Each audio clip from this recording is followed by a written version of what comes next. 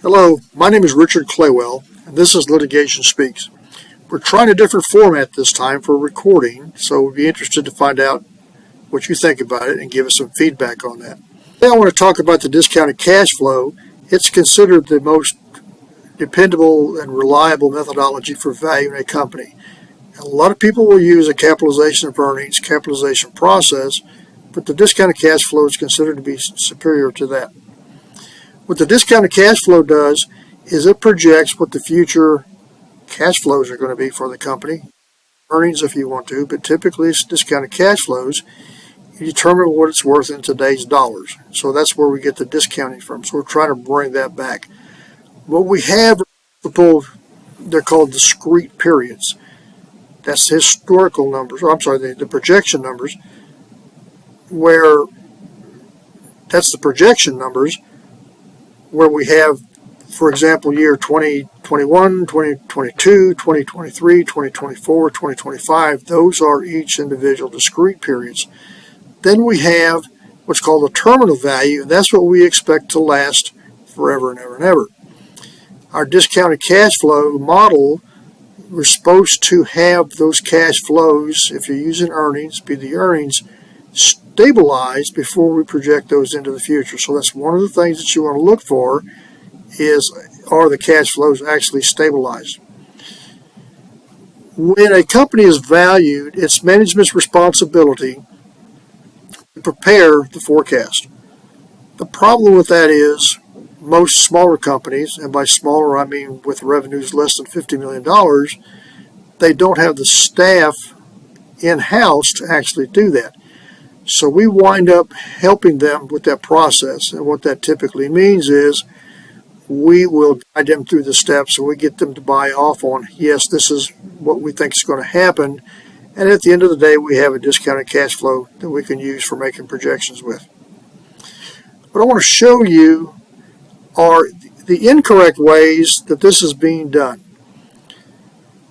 In the terminal year, what you have, if you look here, so what happens is you have your discrete periods, and then you have the terminal value. This is the value that we say is going to continue into infinity. What's happening here is people will go out, and in our industry it's called N+1. They're taking the final year that we have here, and they're taking an additional period for the terminal year. And that's not correct. The terminal year starts a millisecond after December 31st at the end of the fiscal or calendar year. So we're taking an extra period out here, and what that's going to do is to lower the value. So this is a good way to rig the valuation if people don't have the experience to understand how this actually works. So we wind up with the 0.3669. We have that actually in two places. The discounted present value calculations, and we have it down here where we're working on a terminal value. So the items in blue are incorrect. Those should be 0.4402. All the yellow that I have out here are direct errors as a result of using the 0.3669. If we use the 0.3669, which is incorrect, we wind up with a value of $9,544,994 for the company. And one of the things that I've done is I've given you the footnote reference for the particular topic that we're talking about. If you want to use the correct value, use 0.4402, which is the present value factor at the end of the discrete periods. Let me show you here. So this is the number that should be used, not the 3669. If we use the correct value over here, then we get a value of $10,726,962. So if we scroll down and go to the corrected discounted cash flow schedule, you'll see that in the terminal year, that number, the present value factor, should be the same as the prior year. Again, this starts a millisecond after midnight, the end of your fiscal or your calendar year.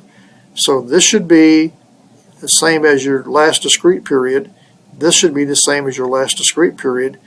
And what we talked about previously, they had 0.3669. That winds up with a value for the company of $10,726,962.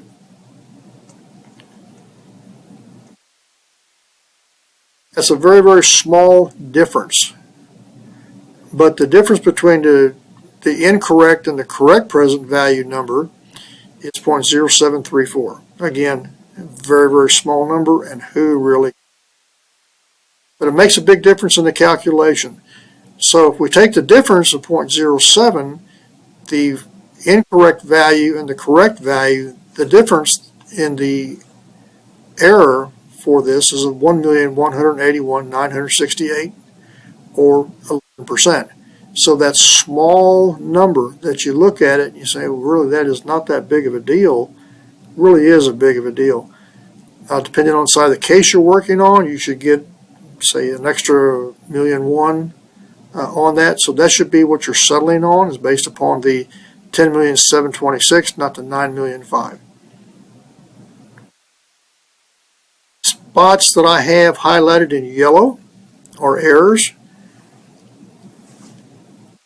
That one little step has made 7 different calculation errors in the present value that we have for that. So one of the things to look at when you get a report is just flip back, find the discounted cash flow, look at that last, it's called the discrete period, look at that last period, compare that to the terminal value. If those two numbers are not the same, your expert has done this incorrectly and they have undervalued the company. So hopefully this will help you. If you haven't, feel free to send me an email or give me a call. And hope this helps with your practice. Thank you for being with me today.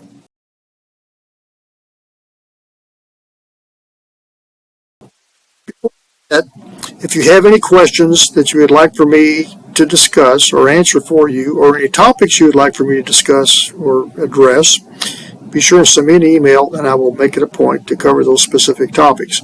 Also, in the blog that I've got, be sure and go down to the very bottom, because I've got some deposition and or trial questions related specifically to this topic. Hope you enjoy. Keep in touch. Talk to you later. Bye.